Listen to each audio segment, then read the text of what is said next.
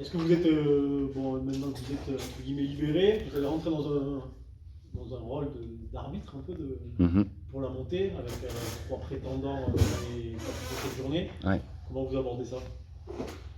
Avec confiance.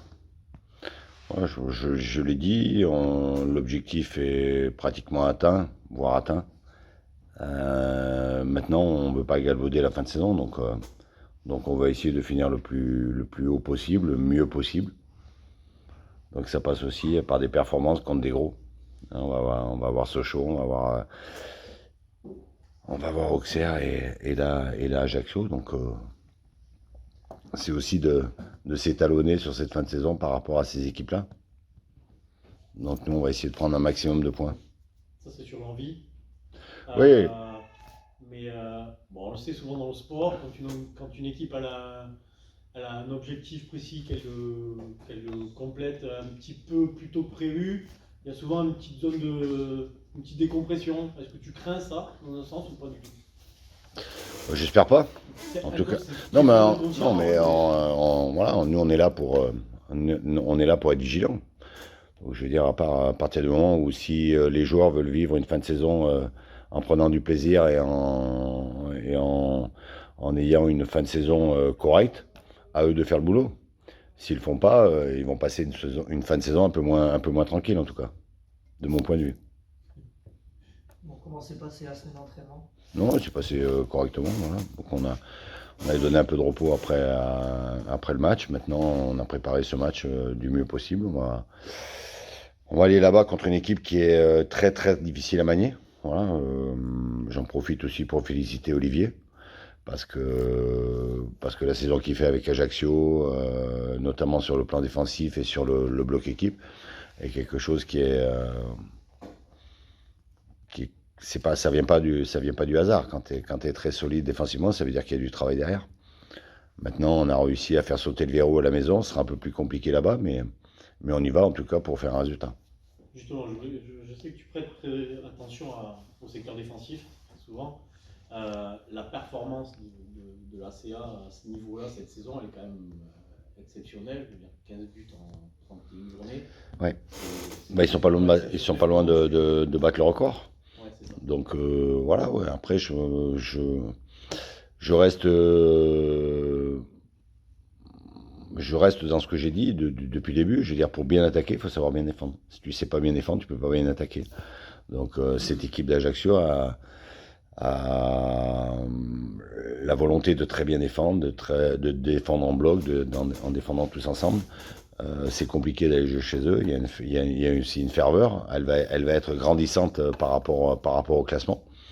Voilà, nous, il faudra qu'on soit froid, qu'on soit lucide, mais qu'on joue notre jeu. Ils ont une défense exceptionnelle, mais ils ont une attaque un petit peu dans les moins performantes de Ouais, Ligue 1. mais Est-ce que tu penses que c'est vraiment une contrepartie obligatoire? non, pas forcément, mais si on fait le ratio entre nos occasions de but et nos buts, et leurs occasions de but et leurs buts, il y a vraiment une grosse différence. Ça veut dire qu'eux, il leur faut pas 50 occasions pour la mettre au fond. Ils ont des joueurs comme Nouri, comme Bayala, comme Courtet, comme Crasso aujourd'hui, euh, qui te transforment les peu d'occasions en situation de but. Je regardais le dernier match à Nancy. Il y a un combat au milieu du terrain, ils sont présents, voilà, et ils arrivent à être patients, en sachant qu'ils vont peut-être avoir une ou deux situations, mais que ça va leur suffire. En face, qu'est-ce qu'on va avoir? Une équipe du Pau FC aussi joueuse comme dans les On années va avoir en face, on va rien changer du tout. On va avoir une équipe. J'espère avoir une équipe. J'espère plutôt avoir l'équipe qui a joué à Paris que l'équipe qui a joué à Dunkerque.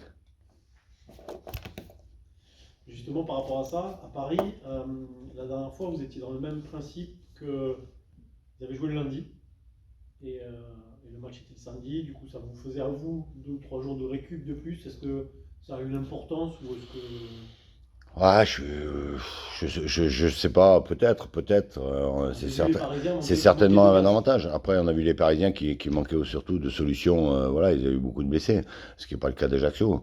Voilà, Ajaccio vient de gagner à Nancy, ils ont pris la deuxième place, ils sont tout seuls à la deuxième place.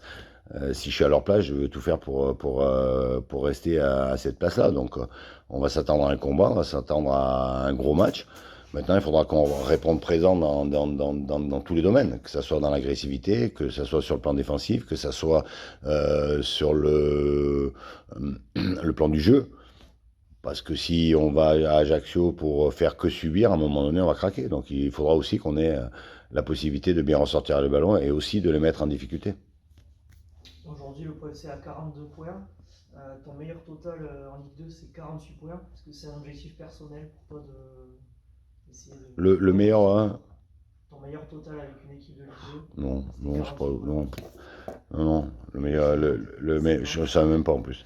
Il a dit qu'il voulait 50. Mais bon, après, tu peux aller en Suisse aussi. J'ai un meilleur total de points en première division. Mais, mais non. L'objectif, c'est aujourd'hui de sortir, de finir le plus haut possible. Voilà, aujourd'hui, ce qui est important, c'est le POFC. Hein. Voilà. On sait très bien que plus on finira haut, mieux ça sera pour tout le monde.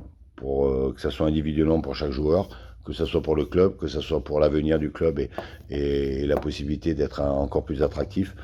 Voilà, donc puis voilà, je pense que ça fait partie de notre job. Aujourd'hui, le championnat il n'est pas fini. C'est pas parce qu'on a atteint un seuil.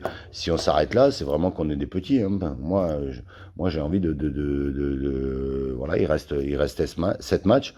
Dans l'envie, j'ai envie de les gagner tous. On sait qu'on les gagnera pas tous, mais si on peut prendre un maximum de points, c'est ce qu'il faudra qu'on fasse. À l'issue du match au Havre, tu avais parlé du Ramadan qui allait être un facteur déterminant. Comment tu gères toi cette période avec ton staff? Je gère en discutant avec les joueurs. Voilà, il y a cette problématique qui est par rapport à la religion et qu'on respecte. Maintenant, quand tu es footballeur professionnel, tu as aussi une possibilité d'avoir quelques aménagements par rapport à ça. Donc ça veut dire que tu peux un peu concilier les deux.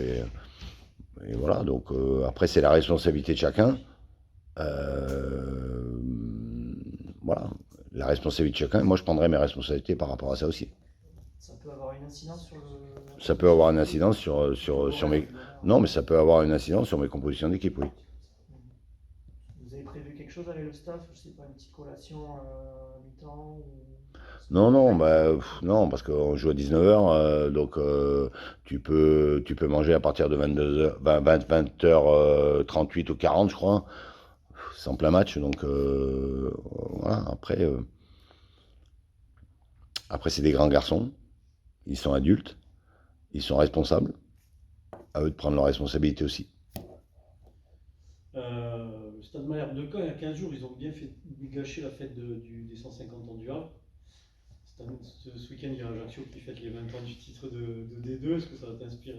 Non, non, mais sincèrement, j'ai l'intention de gâcher la fête de personne. Par contre, j'ai l'intention de prendre des points de partout.